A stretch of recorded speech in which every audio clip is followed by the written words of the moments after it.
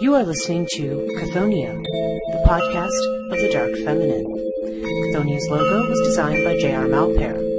Background music is Phantasm by Kevin MacLeod.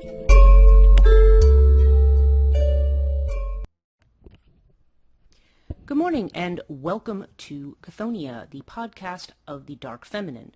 I'm your host, Breege Burke, and I'm saying good morning. You may not be morning when you're actually listening to this. Usually when I put it out, it's not morning. It's usually late afternoon, although I put it out usually earlier for Patreon and metapsychosis listeners, and then for everybody else the following morning. This week, what we're going to talk about, the subject of this week's podcast is the goddess Kaumari. Now, Kaumari is one of the Astamatrikas. We started the series of the Astamatrikas last time with Chamunda. And these are the sort of seven, again, depending on the tradition you're in, and depending on which part of the Asia that you're in, this could be, Kaumari, we're talking about either some have the tradition of the Septamatrikas, or the seven mothers. And some have the tradition of the Astamatrikas, which there are 8. There's an extra one. And I was thinking, if you listen to, if you're familiar at all with the Sri Devi Khadgamala Stotra, those goddesses are actually they're represented a little bit differently, because in that one, the way the ones that I'm looking at are Chamunda, Kaumari, Indrani, who's also known as Mahendri, Brahmani, trying to think, Vaishnavi, Vahadi, and one of the, let's see, there's one I'm missing here. Let me just look at my names here. Yes, Maheshwari. Maheshwari, and then usually the 8th is Narasimi, which is what we're going to do, although in the Khadgamala Stotra, it's actually Mahalakshmi, who's a rather strange choice, because she does not tend to, just as, you have goddesses like Kamala, who are part of the Mahavidyas, Lakshmi's energy seems to be vastly different from that of the Matrikas, the kind of fierce energy of these Shaktas. But, that said, she does tend to represent that intense energy of nature and of the world. So, because the way it goes in the Sri Devi Khadgamala, if I recall right, is Brahmi, Maheshwari, Kaumari, Vaishnavi, Vahadi, Mahendri, Chamunde, Mahalakshmi. That's how it goes. So it's so those are the so these are the mothers, and actually they are the deities that rule kind of an outer circle of the Sri Chakra. Now, Kaumari is associated with the god Kaumara, because we indicated a lot of these goddesses are listed as the sort of being the shakti of certain male deities. Now, she's not the wife of Kaumara. Kaumara is the god of war, also known as Skanda, and I believe he has one other name as well that's not coming to me right off the top of my head. It might be in my notes here, so I will tell you as I come upon it. But the idea is that she is the Shakti of war. Now, to say that she's the Shakti of war, she's not, so there's a violence there, okay? Because obviously there's a violence and a struggle associated with war. Kaumari is associated with, with the god Agni, the god of fire. As we'll see, that makes a tremendous amount of sense. She presides over Ketu, which is the south node of the moon. And that's usually considered the tail of sort of the cosmic serpent, if you will. So, just as Rahu is the head and is all head and no retrospect and no looking behind, thus Ketu is the tail. So Ketu tends to represent, what's already, what's behind, if you will, but also tends to be viewed as blind. That said, Ketu or Ketu Dasha tends to be associated with liberation, okay? So that's, as you'll see, all of these things tie in.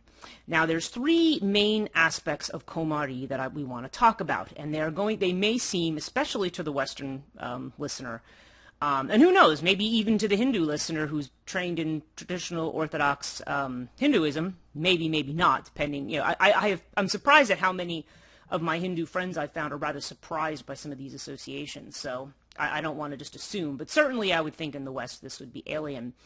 We have three sort of main aspects of Kaumari that we want to talk about. Now, the first is her association with war. Okay, that seems to be the most obvious one, is the shakti of Kaumara. Then there's her name. Then we want to talk about the meaning of her as a goddess of youth. Okay, because Kaumara and Kaumari both are words in Sanskrit that mean young or youth. Okay, they often refer to adolescents or teenagers. And finally, we want to talk about Kaumari with respect to childhood, sort of in virginity, in particular. These are sort of some of the main aspects that you know, are used to represent her in different forms. Because as we're going to see, there's a couple of different forms of Kaumari. There's the form that we're going to see, you know, where she makes her sort of brief appearance in the Devi Mahatmayam. And then there's also the form of her as the Kanyakumari. Now, Kanyakumari is a place in South India, and we're going to talk a little bit about the significance of that place and the special Kaumari pujas that take place there.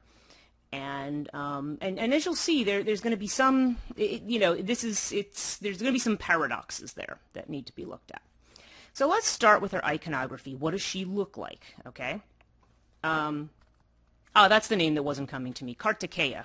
And that should have been the most obvious one. But Kartikeya is another name for the god of war.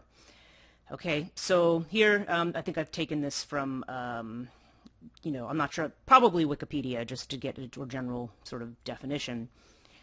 Says known as Kumari, Kartikeyani is another thing she's known as, and the Shakti of Kartikeya, the god of war. Kaumari rides a peacock and has 4 or 12 arms. She holds a spear, axe, scimitar, trident, bow, arrow, sword, shield, mace, lotus, long sword, discus, and a conch shell. She killed the Rakshasas with her axe, and she's famous in her Jagadamba form. Okay. Now let me just read to you. I have her shloka, okay, her Dhyanam shloka. And let me just find the words here. I'm actually using the translation from Theon Press's book, Ferocious.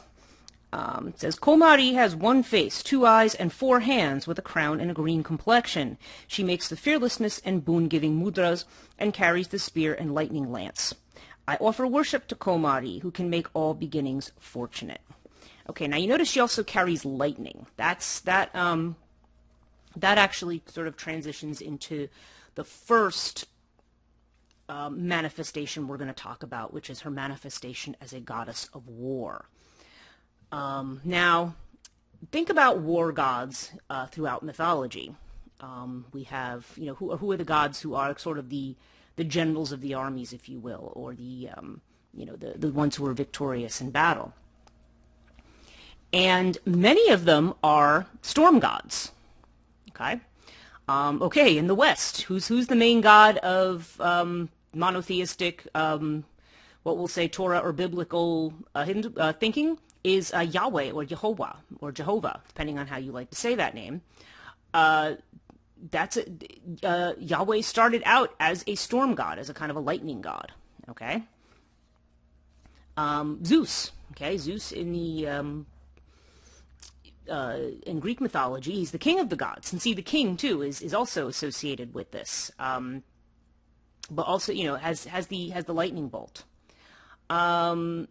And I think of Lugh in, you know, very appropriately as we get close to Lunasa, in the Celtic, because Lugh also carries the lightning bolt. And the lightning bolt is an apt representation of war. There's also Indrani, who we're going to talk about in the next episode, and of course her connection to Indra, because Indra is the one in Hindu mythology that carries the lightning bolt. And he is also the leader, and he is also the one with the power. But it makes sense because lightning has to do with, you know, when you have a thunderstorm, okay, it clears the air. If you think about the festival of Lunasa, which is also known as Lammas Day in the West, August 1st, generally a thunderstorm is considered fortuitous on that day, at least in Celtic tradition. And the reason for that is that Lugh Lug is actually battling against Balor, who opens his great eye and burns everything up. And what he does is he drives his lightning bolt into Balor's eye, and then, he's able to, defeat him in that way. And what you can see this, for all the other things, the symbolisms of this particular mythology, the one thing that we can take away from that, at least on the most basic natural level, is this idea of Balor representing the heat of summer. And as I say, it's appropriate because the day I'm recording this happens to be one of the hottest days that we're going to actually have in New Jersey this summer.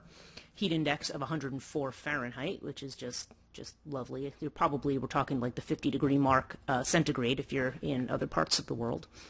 So so the idea is that the summer heat is taken down by the thunderstorms, which herald that decline in the year, the cooling off, the decline in the year as we move towards the harvest, okay? That has to happen, because otherwise there'd be famine and everything would just burn up if it was just this relentless fire or heat going on all of the time. So it's interesting that she carries a lightning bolt. Now, Indrani, again, will also have her associations with that, and we'll talk about that in the next episode. But her association with war. Now, in South India, Kaumari is considered a war goddess in her own right. She's completely independent. But more generally as the shakti, not the spouse, okay? Because Kartikeya or Skanda or Kaumara, he has a spouse already. She's not considered to be his spouse. She is the vital energy of war. And she, just like Kaumara, rides a peacock into battle, and it's sort of an interesting choice of bird. But when you think about it, they're very flashy and they're very aggressive birds. Peacocks are beautiful, but they're not as in nature. They tend to be aggressive. They don't tend to be very nice. So there's this. So Kaumari, as the Shakti of Kaumara, does ride a peacock into battle. Now I have the bit from the Chandipat that discusses the this particular line that makes a reference to Kaumari, and it's a let's see if I can say this correctly. Datyan Jagana Kaumari Tata Shaktya Kopana, okay, which means which is where they're talking about the different Shaktis who are attacking the armies, and they it starts with Maheshwari and then it's Vaishnavi, and then Kaumari, who is translated here as the ever pure one. Okay, so that's the other thing too. Kaumari is associated with purity and youth, hence the virginity connection. It says, and the translation here, and again, this is from the Swami Satyananda Saraswati's translation of the Chandipat. The ever pure one with her energy, okay, because they talk about Maheshwari attacking with her trident. They talk about Vaishnavi attacking with her discus, and the ever pure one with her energy. She fights with pure energy, okay, which almost implies like a lightning bolt kind of a thing. Battled with the thoughts in a fierce rage, okay. So she is, so there's this. So, in spite of how they may appear in some of the images or the iconography of these great battles, the deities are not, they're not assuming a pleasant countenance. They're angry, and they are in their bloodlust mode. Now, I think we had mentioned in the previous one that all the matrikas have a vice associated with them, and the vice of Kaumari is attachment, okay, which, as the authors of Ferocious note, that's something that you might not expect. You might expect her, her vice to be wrath, okay? But they said, but attachment is ultimately what leads to war. It's that desire for power. I was thinking about this, and yeah, I think I spoke about this in the last episode, but I also had a conversation completely independent of this last week about the way in which we were talking a little bit about black magic and about the way black magic works, and the idea that there are some people who deliberately create chaos and fear in order to absorb power from that, in order to gain power from that. And you see this even in your traditional Western ideas of the demonic, okay? If you have somebody, for example, who thinks that they have a demon in their house or that somebody is possessed by a demon, okay? Whether you believe in such things or not, the idea behind it is that when you encounter a force like that, the more angry, the more upset, and the more afraid you are, the more you feed it, okay? So the idea is that there's people who try to certain practitioners, maybe people who may be more sociopathic, who try to feed on the fear and anger and rage of others, okay? To give power. And it's kind of interesting because to a certain extent, that's one misuse of the Shakti, right? That blind, there is a power to be gained, but it's a misunderstanding of that power. The idea is that this power, which is like it's like a massive flamethrower, like shooting up. It can be a very destructive thing.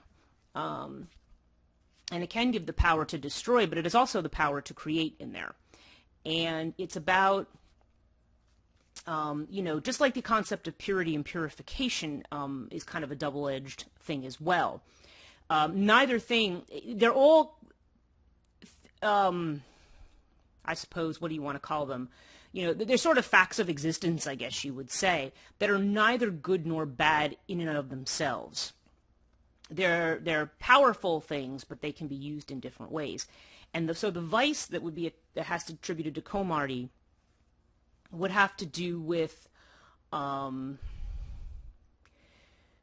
do I want to put it? It's like the attachment, because you become attached to things. When you see demons, because anybody can practice austerities, anybody can practice spiritual discipline, okay?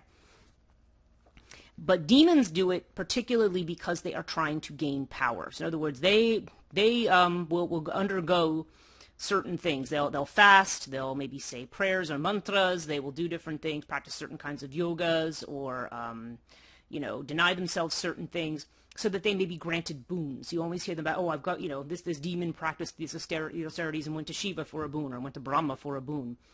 And the boon they always ask for is to be invincible to all men. And that's a very masculine understanding of that energy. It's the idea, first of all, that what's feminine can't possibly have any power. It's weak.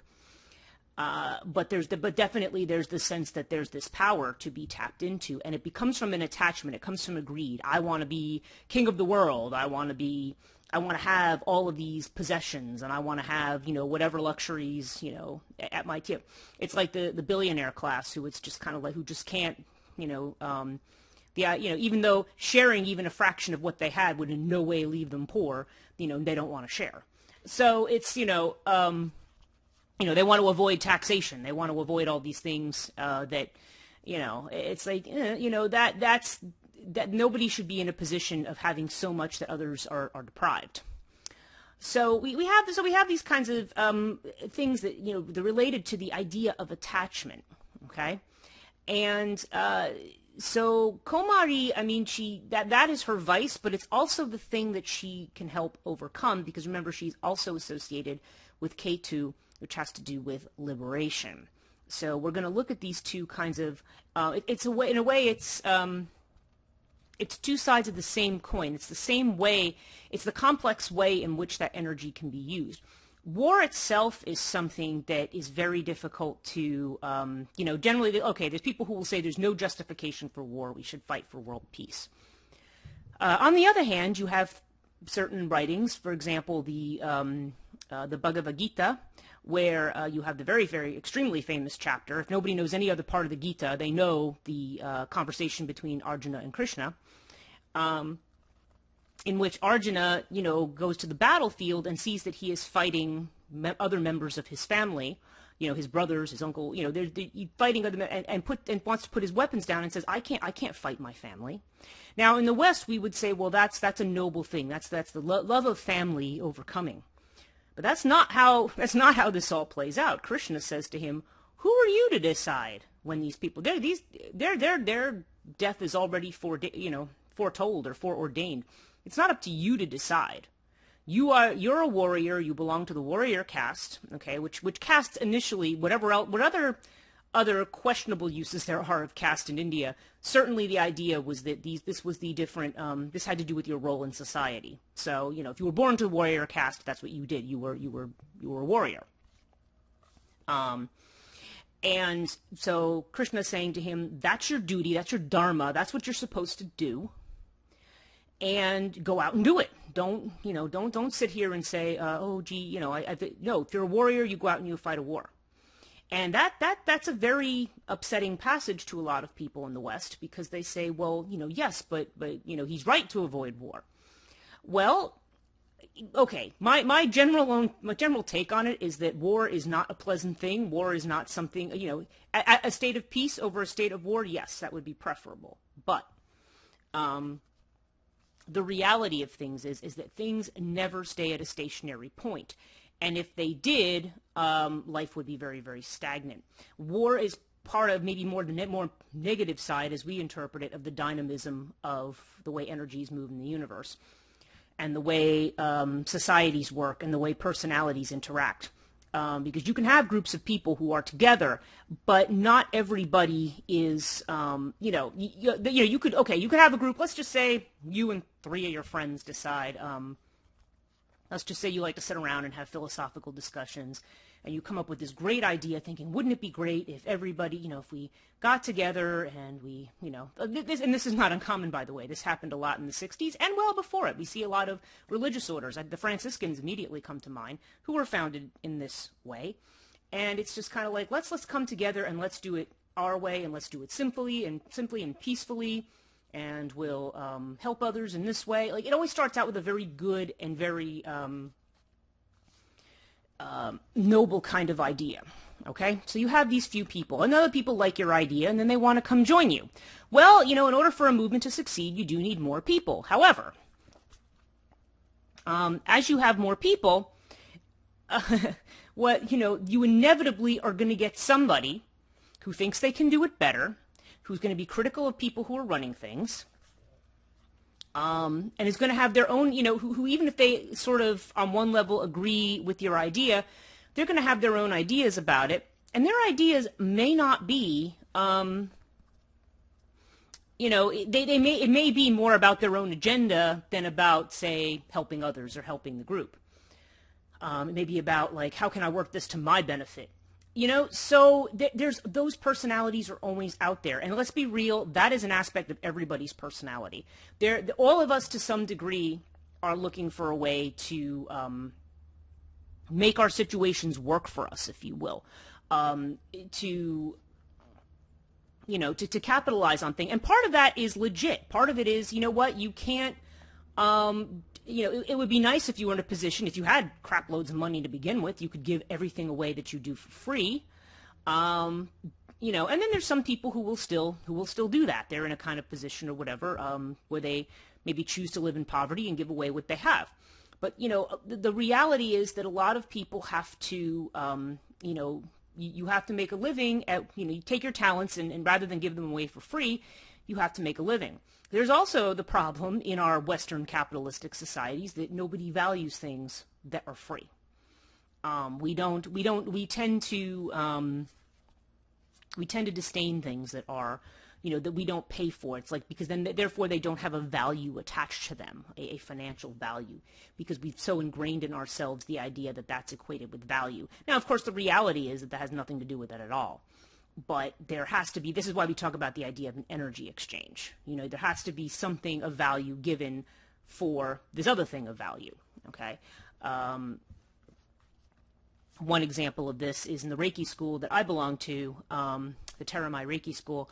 The idea is that Mrs. Takawa, who was the founder, used to make people Reiki masters for free, but then she was just astonished, especially when she came to America, how many people just kind of took it for granted and went, oh yeah, I did that Reiki thing, whatever. So then finally she said, fine, nobody's mastering unless they pay $10,000. Well, now people are paying attention and now it's important, right? So we have this idea, we have this attachment to this kind of a thing. We have this kind of association with value. And this is also frequently why people who have money also have power, because there's a perceived value to them with their wealth. So, okay. So we have this idea of attachment, and war is, so there's war that can be made to restore a balance, okay? And there are, just like there's different, this is like when I talk about death, I'm not necessarily always referring to physical death. When I refer to war, I'm not always referring to an actual, conflict between nations or peoples or whatever. War is also something that can happen internally. You know, if we go back to our storm analogy, I mean, what happens when things become very hot and oppressive? The storm comes in because there's an oppression, and now this pushes back and cools things down and recreates a balance. Okay, there's the expression of fighting fire with fire. Well, that's not always the way to do it. Oftentimes, when you see representations of balance, whether it be in tarot or whether it be in any kind of esoteric literature or so forth, there's always the idea of the fire and the water, le feu et le eau, and sorry, le feu and l'eau, because there's the thing, the fire and the water that work together. So it's so there's the idea of those forces being in balance or being in harmony. And in fact, one of the those that battling is Brahmini or Brahmi, who her weapon for the against the demons, she actually is pouring a pot of water onto them. Okay, so so this idea, again, fire and energy in and of itself is not a negative thing. It's a matter of how it's used, and this is actually a typical motif that's a typical metaphor, I guess you could say, for when people talk about magic or magical practice. Energy is something. It's neutral. It's not. It's neither positive or negative. It's neither, this is not about, whether fire is good or evil. I mean, fire, like I said, heats your house. It goes through your, it has a form as electricity that goes through your house, and keeps everything running, and then it's, it can cook food for you. I mean, fire has a lot of positive uses. Fire is associated with the ability to create things, but fire can also be destructive. So this is kind of the double-edged energy of that shakti of war.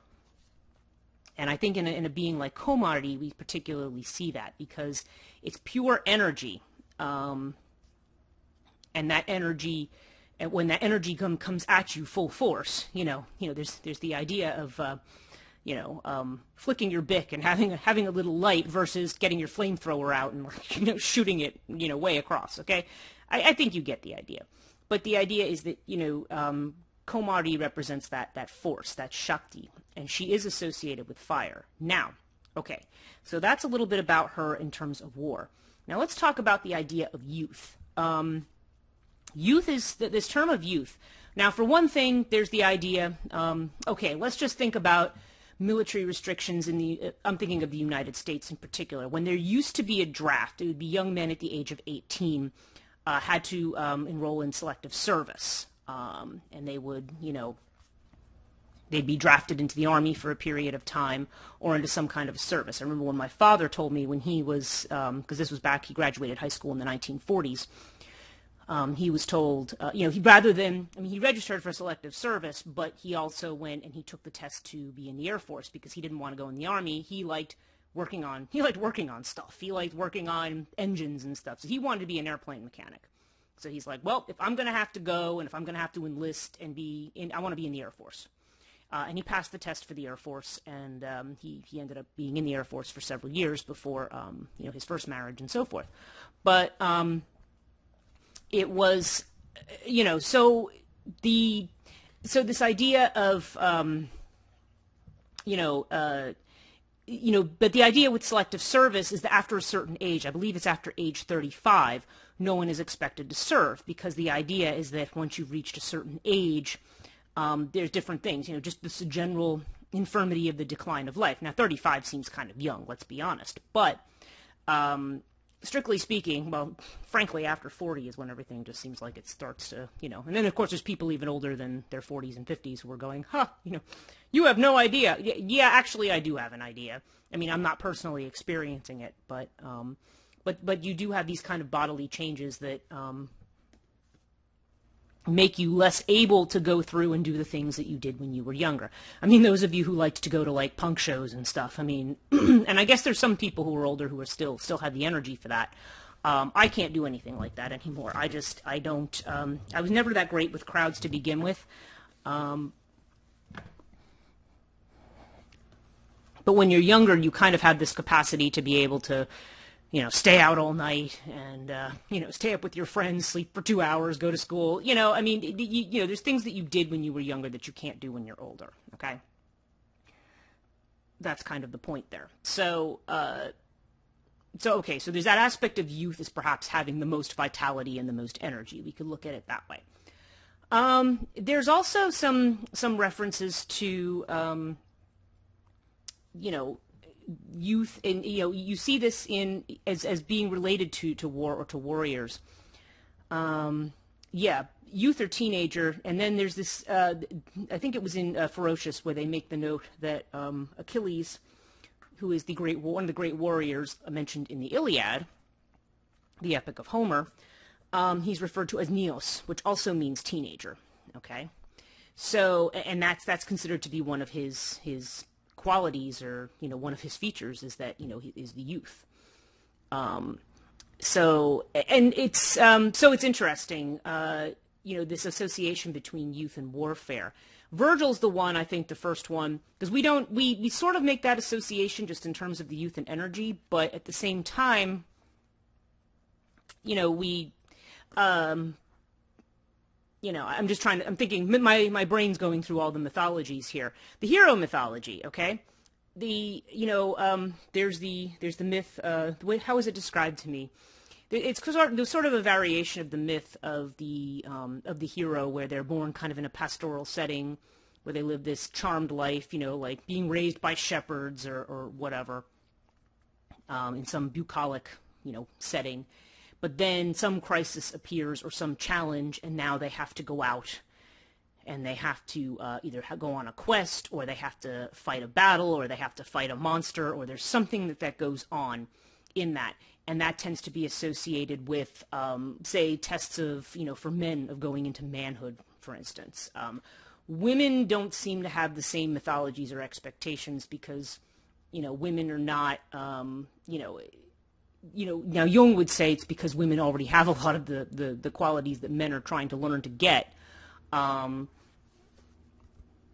Women have a different cycle just because oftentimes women were associated with childbirth and with things like that.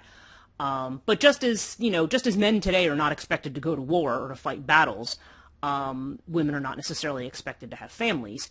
But again, if you talk about these masculine and feminine things, they have a meaning beyond the immediate social role as well. They have a psychological meaning. They may have a spiritual meaning.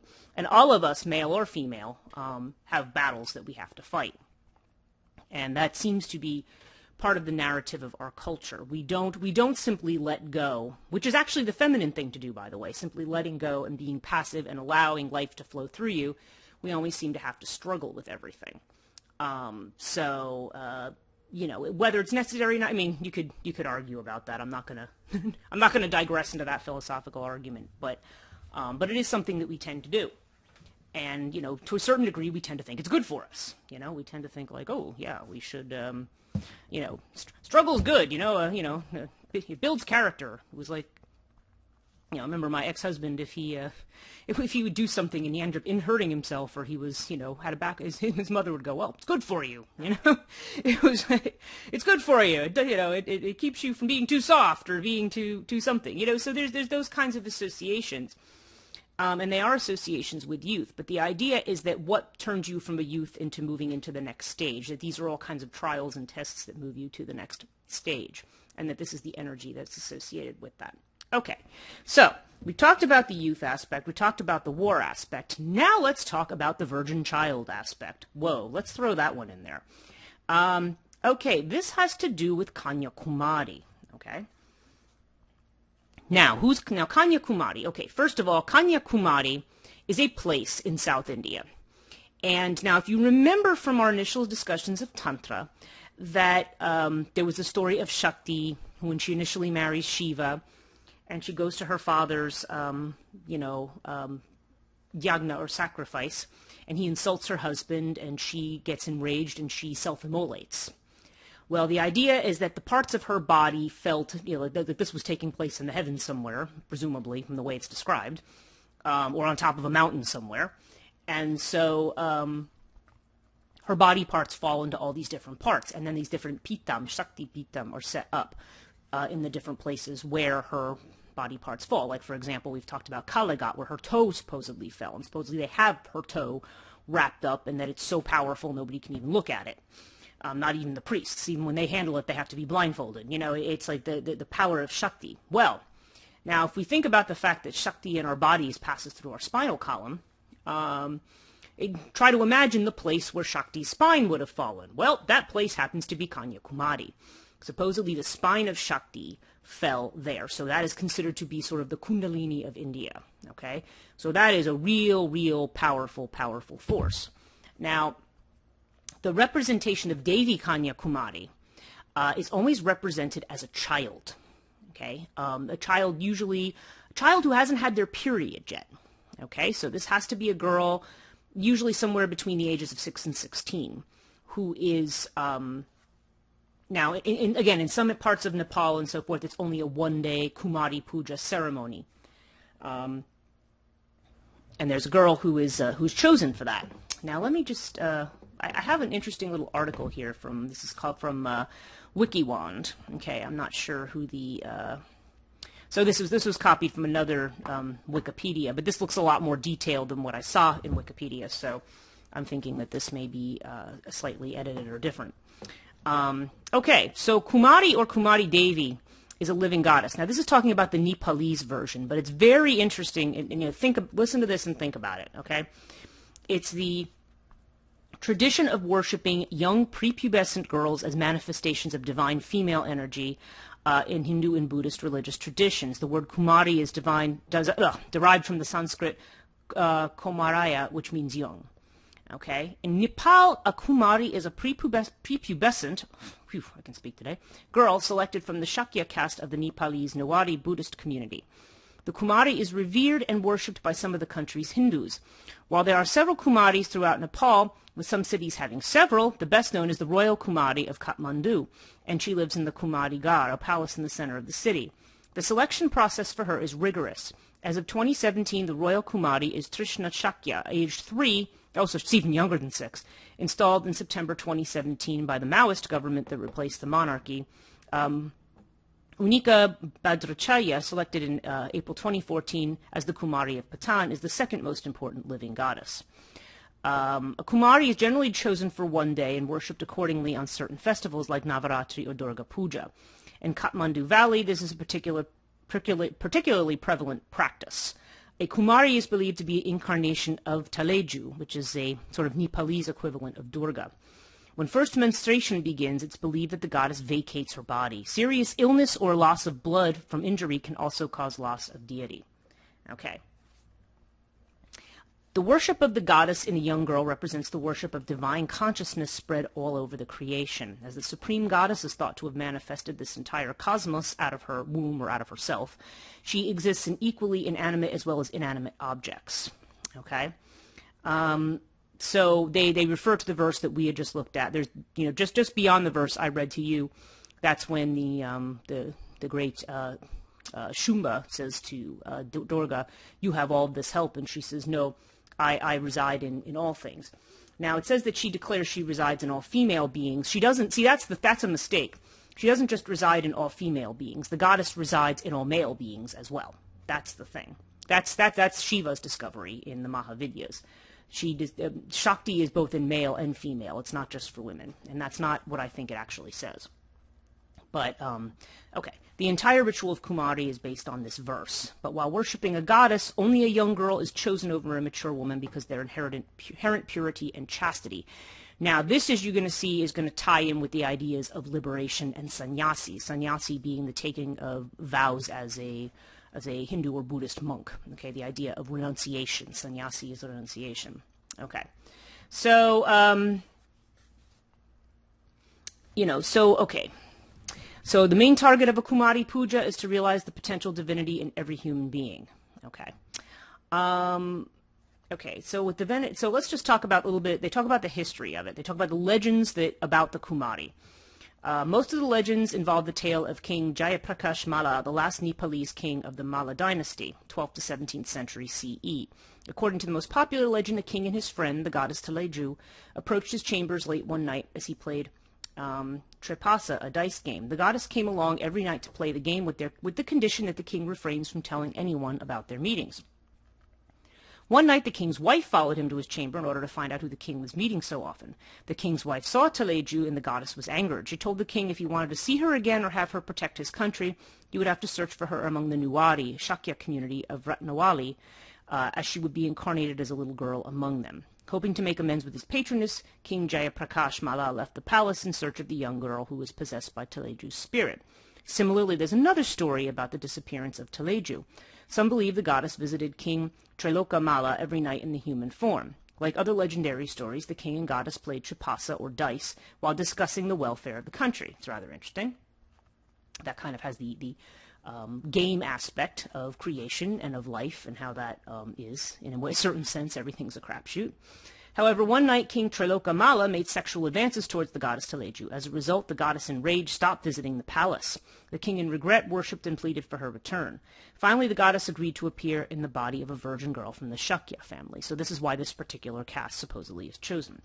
Now, here's an interesting thing. Even today, a mother's dream of a red serpent is believed to be a portent of the elevation of her daughter to the position of royal Kaumari. A red serpent? What do we associate serpents with? Kundalini energy. What do we associate red with? Fiery energy or fire energy. Okay? So, Kaumari. There we are. And each year, the Nepalese king seeks the blessing of the royal Kaumari at the festival of Indra Jatra. This tradition has changed from 2008 with the country becoming the youngest republic of the world. A variation of this and other legends names King Kanyakumari Devi, a 12th century ancestor of King Jayaprakash Malla, as the main character rather than Jayaprakash Malla. And the third variation says that during the reign of King Jayaprakash Malla, a girl was banished from the city because it feared that she was possessed by the goddess Durga. Now, you might think that being possessed by the Devi who rules the universe is a positive thing, but generally to say being possessed by Durga means that you are a very independent and very independently and assertive young woman. They call you Durga or they call you Chandi. I remember one of my friends saying to me, she says, "Oh, when a girl when it's said that a girl is Chandi, it's saying that she's oppositional to her parents and is going to have her own way." That's considered to be somebody who is Chandi, okay? So it's an interesting connection there. So even though they venerate these goddesses, they don't want their daughters to be like that. When the queen learned of the young girl's fate, she became enraged and insisted the king fetch the girl and install her as a living incarnation of Durga. Okay, the selection process. Now, this is interesting. Once Teleju has left the sitting Kaumari, there's a frenzy of activity to find her successor. Some compare it to the selection process for the Dalai Lama or the Panchen Lama. Okay, so the selection process is conducted by 5 senior Buddhist Bhadrachara priests and also the royal astrologer. The king and other religious leaders that might know of eligible candidates are also informed that a search is underway. Eligible girls are from the Nuwa Shakya caste of silver and goldsmiths. They must be in excellent health, never shed blood or been afflicted by any disease, be without blemish, and must not have yet lost any teeth. Girls who pass these basic eligibility requirements are examined for the Bhattis Lakshanas, or 32 perfections. Some of these are poetically listed as such: a neck like a conch shell, a body like a banyan tree, eyelashes like a cow, thighs like a deer, a chest like a lion, and a voice as soft and clear as a duck's. Wow, that sounds more like a chimera than a woman. But in any case, my understanding, they say farther on that this is not, that's a tradition, but things are not quite so invasive or rigorous as that. It says, in addition to this, her hair and eyes should be very black, and she should have dainty hands and feet, small and well-recessed sexual organs, and a set of 20 teeth. I don't like the idea of male priests checking around to check out my sexual organs and the rest of my body. I don't know. But anyhow, this is supposedly what goes on. The girl is observed for signs of serenity and fearlessness, and her horoscope is examined to ensure that it is complementary to the king's. It's important that there not be any conflicts, as she must confirm the king's legitimacy every year of her divinity. that makes her almost a character having to do with sovereignty, kind of like you see with a Maeve or with, similar figures up in Irish mythology. So very interesting. Although not in Irish tradition necessarily associated with a particular individual. Her family is also scrutinized to ensure its piety and devotion to the king. Once the priests have chosen a candidate, she must undergo more rigorous tests to ensure that she indeed possesses the qualities necessary to be the living vessel of Durga. Her greatest test comes during the Hindu festival of Dashain. On the Kalratri, or Black Night, 108 buffaloes and goats are sacrificed to Kali. The young candidate is taken into the Teleju temple and released into the courtyard, where the severed heads of the animals are illuminated by candlelight and masked men are dancing about. If the candidate truly possesses the qualities of Teleju, she shows no fear during this experience. If she does, another candidate is brought in to attempt the same thing. So she has to undergo this test of fearlessness. I don't want to read through all of this. Now, there's some who say that, there's an ex-Kaumari who says that all of this that has nothing to do with it, that the royal ritual that the royal Kaumari goes through each year, there are no men dancing around in masks, so that at most there are only a dozen or so decapitated animal heads in a scary room test. And she also describes the requisite physical examination of each Kaumari is neither intimate nor rigorous. Okay, so that's good to know. But that's, there's the idea. Once the Kaumari is chosen, she must be purified that she can be an unblemished vessel for Teleju. She is taken by the priests to undergo a number of secret tantric rituals to cleanse her body and spirit of past experiences. Once these rituals are completed, Teleju enters her, and she is presented as the new Kaumari. Okay, she is dressed up and made up as a Kaumari, then leaves the Teleju temple and walks across the square on a white cloth to the Kaumari Gar, which will be the home for her home for the duration of her divinity. Okay, and then she leads a very charmed life. And it's said that her, this is very similar to the way that they would interpret the behaviors of emperors and so forth. There's obviously omens and oracles associated. So it says when she does give an audience to the public, where people come, especially women who are afflicted with fertility issues, it's said. And I should note that both Kaumara and Kaumari are also associated with fertility in spite of the virginity aspect.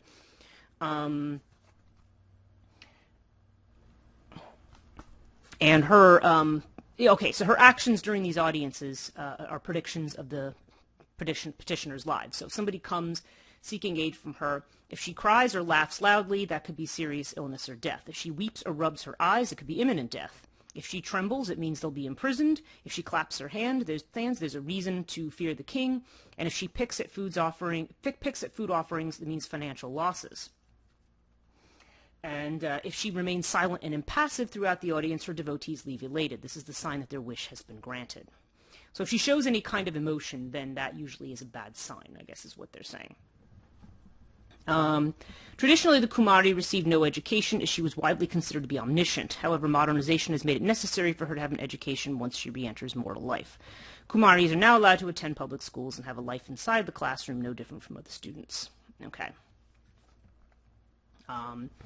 So, similarly, her limited playmates must learn to respect her. Since her every wish must be granted, they must learn to surrender to her whatever they have that she may want, and defer to her wishes in games or activities of play. Boy, that's, okay.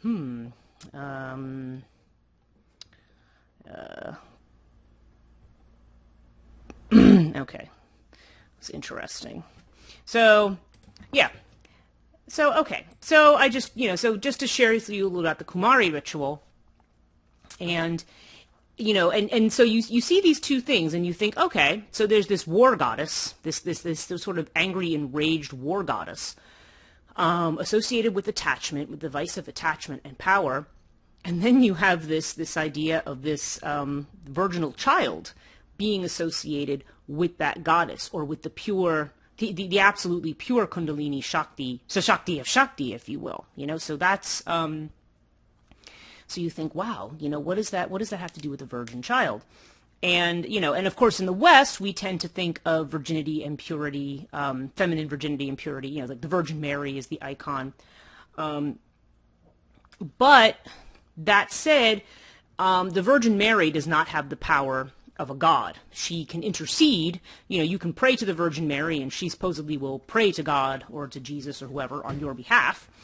But, Mary herself is just a very blessed saint. She's not a goddess per se, although you could argue about the powers of saints. in that kind of religious belief.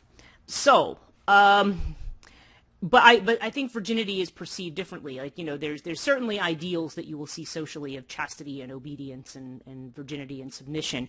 When you have virginity associated with a goddess who is so, represents something so absolutely powerful, such a incredibly powerful force, that can be very violent and that can be very destructive, I would suggest that this, a lot of this has to do with, there's a couple of things here.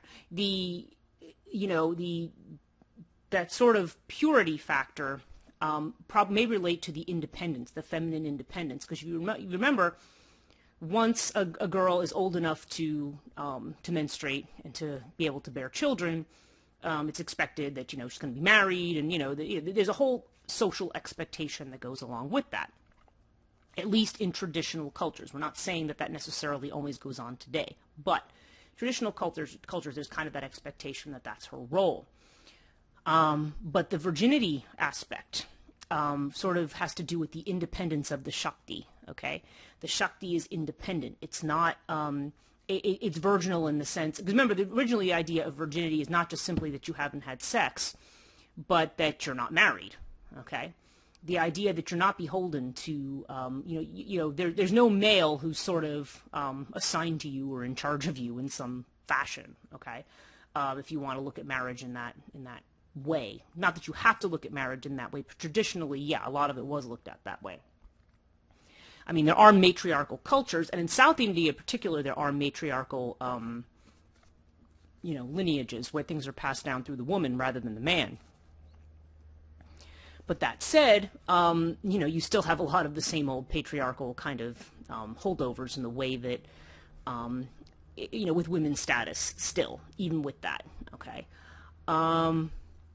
Okay, so there's that aspect, and then the other aspect of it has to do with, again, if we look at the relationship of Kaumari to sannyasi, or to liberation. If we think about Tara and the Mahavidyas, too, there's this idea of liberation, only this is liberation through the taking of vows, through the renunciation of worldly attachment, okay?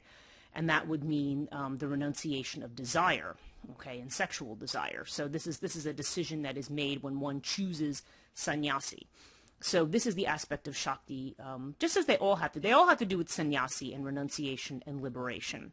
Connecting with Shakti is always a path to liberation, but there are different paths. Okay, and so this is the one that has to do with people who are going to take vows of, just like clergy in the West will take vows of like poverty, chastity, and obedience. Here they will certainly take vows of poverty and probably celibacy as well. Okay, so there's this renunciation. Okay, so there's that association, and again, as I mentioned, the Ketu association has to do with getting rid of past karma or purifying oneself of past karma. And, moving towards that, getting off the cycle of birth and death. So we see all of this in Kaumari. So, again, we have a feminine figure who doesn't play a huge role anywhere. She's only kind of seen as a background figure, but she represents so much, and so much that's complex. But the complexity, again, I'll remind listeners that complexity has to do with the fact that this is not... we're not talking about a dichotomy, or we're not talking about or a binary. This is not like an either-or situation. Either the energy is good or it's bad. Either she's a positive goddess or a negative one. Energy is energy, and it can be used. It can be violent. It can be a source of gaining power. It can be a source of attachment. And it can also be utilized to liberate oneself from those attachments. Okay? So I think that's sort of the takeaway from Kaumari. As I said, she's worshipped on her own in South India. In many other places, she's worshipped with the other matrikas. But that is her. That seems to be her. The story and the message, or the maybe not the message, but at least the meaning that we can see, that we can discern from looking at the power of that shakti. Okay, so that's going to be it. I've probably gone on far longer than intended, as usual. But So I'm going to end here, and I'm just going to remind you, if you happen to be watching this on YouTube, please subscribe and hit the bell notification so that you can be notified when there's new podcasts. They come out roughly every 2 weeks. And sometimes I do other videos on tarot and some other things. I haven't done any of those recently. I just haven't really been inspired to. Because in spite of all the things going on, I feel like I've already said enough on a lot of things, and I don't want to keep repeatedly going over the same territory. I'd like to see how some things change first. But I will get back to doing those eventually, but just not right now. My new book, Maeve, is out, which is spelled M-E-D-B, and I apologize for the difficult spelling. The only cool thing about it, like I've said, is that it's very easy to find on Amazon if you know how to spell it. So the way I try to remember it, if the spelling is hard, is me, M-E, and then D-B, like database, M-E-D-B. And it's pronounced Maeve because it's an Irish name. Not about the Irish goddess, by the way, but it is called Maeve. And my other book, The Morrigan Timelines, is coming along. I'm actually in the last chapters, which I hope to finish up this week. And then I'm going to be out offering some of my extra services in Reiki and tarot. I do provide other services and what I call it is I call it liminal Reiki, and I call it liminal tarot, mainly because my focus is, and not that anybody can't avail themselves of these services, but generally it's people who are on the edge, who are between things, who are in transition, possibly in crisis, possibly in the void. And it's not that I can fix that or carry you across, but what I try to do is provide some tools to help you navigate that on your own. Because ultimately everybody has to navigate that on their own. I'm not there to fix it for you. I mean, anybody who claims that they can or that they will, I'd be a little suspicious of that. Ultimately, we all make our own journeys, but sometimes we could use someone to help us interpret or guide, or help show you what your options are in terms of what way you can go. So that's the kind of service that I provide, and that connects very much in with Chthonia, which is about looking at the darkness and saying, okay, what meaning can we pull from this? What does this mean to us, and how can we use it in a way that's constructive rather than us viewing it as some kind of an evil or something we have to exorcise or avoid? So with that, I want to thank my Patreon donors. If you would like to become a Patreon donor, I'd be very thrilled. Because Patreon, it just seems like now the way that they do things, you get less and less and less from Patreon. So if you like my work and want to support it, patreon.com/Chthonia. You can follow me on social media, Instagram, Twitter, and Facebook. It's Chthonia on YouTube. It's Chthonia Podcast everywhere else. One word on Twitter and on Instagram, and 2 words on Facebook. And all of that should be in the last slide if you're watching my YouTube video. And liminalreiki.com if you are interested in appointments with me. And I do a daily tarot reading on Instagram for everybody, just a real quick one, like a minute. So you can check those out as well. And I want to thank you all again for tuning in, and I will give you more info in the next episode.